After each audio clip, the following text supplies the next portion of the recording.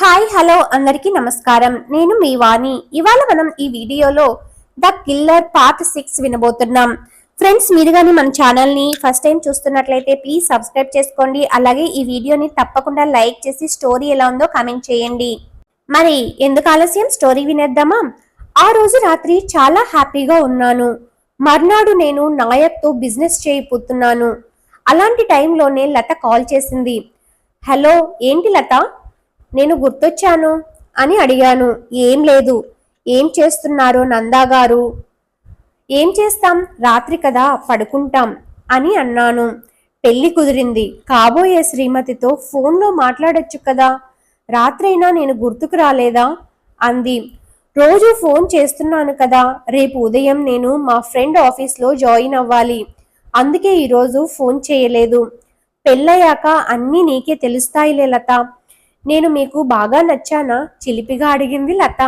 నచ్చావు కనుకనే పెళ్లి చూపులలో ఓకే అన్నానుగా. నాలో ఏం నచ్చిందో తమరికి అని అడిగింది. నీ అందం, అమాయకత్వం అన్నీను. మొత్తానికి నువ్వు ఒక అందమైన బొమ్మ కదా. మరి నాలో ఏం నచ్చిందో లతగారికి అని అన్నాను. మీ మంచితనం, నిజాయితీ. అమ్మను బాగా చూసుకునే మీరు నన్ను బాగా చూసుకుంటారని నమ్మకం అని అంది. నీకు డబ్బు మీద ఆశ లేదా లత అని అడిగాను. ఆశ ఉంది కానీ అత్యాశ లేదు. ఒకటి మాత్రం మీరు నాకు హెల్ప్ చేయాలి అని అంది. ఏంటో అది అని అడగ్గా, నాకు ఎప్పటి నుంచో ఉద్యోగం చేయాలని కోరిక. ఈలోపు పెళ్లి కుదిరింది. ఆ కోరిక మీరు తీర్చగలరు అని అడిగింది. అంతేగా, ముందు పెళ్లి చేసుకుని హనీమూన్, తరువాత నీ కోరిక తీరుస్తానులే లత. పడుకోవాలన్నారు, పడుకోండి నందా, బాయ్. ఒరే నందా, ఎవరితోరా అర్ధరాత్రి కబుర్లు అని అమ్మ అడిగింది. నీ కాబోయే కోడలులే, నీ ఆరోగ్యం ఎలా ఉందని అడుగుతుంది అని చెప్పాను. నీ అమ్మనురా నేను, నా దగ్గర నీ వేషాలు.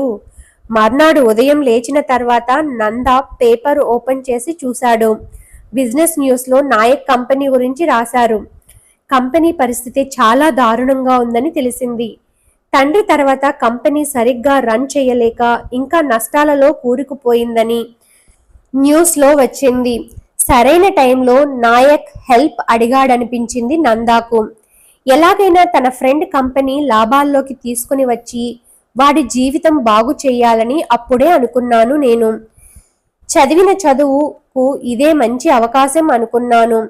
ఇన్ని రోజులు ఏదో ఉద్యోగం చేసినా తను చేసిన బిజినెస్ డిగ్రీకి ఉపయోగం ఇప్పుడే కలగనుందని అనిపించింది నందాకు. నీట్గా రెడీ అయ్యి ఫ్రెండ్ ఆఫీస్కి వెళ్ళాడు. సార్ మీటింగ్లో ఉన్నారని కూర్చోమని చెప్పింది రిసెప్షనిస్ట్.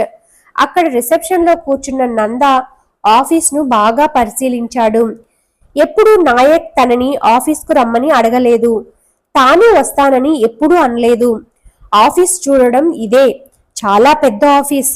స్టాఫ్ అంతగా లేరని తెలిసింది. అవును, నష్టాల్లో ఉంటే స్టాఫ్ ఎక్కువగా ఎందుకు, దండగా అనుకున్నాడు. ఈలోపు రిసెప్షనిస్ట్ నందాను లోపలికి వెళ్ళమని చెప్పింది. అందంగా నవ్వుతూ ఆమె చెప్పిన తీరు నందాకు బాగా నచ్చింది.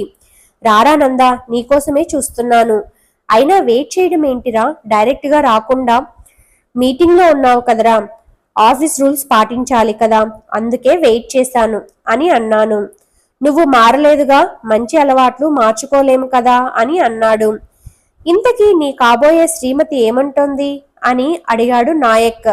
ఏమంటుంది, పెళ్లి ఎప్పుడు అంటోంది నందా. చేసుకోరా పెళ్లి, ఎందుకు ఇంకా వెయిటింగ్? సరే గాని నా పెళ్లిలో హడావిడంతా నీదే ఉండాలి మరి. నాయక్ గారు, ఓకే అలాగే నందా సార్.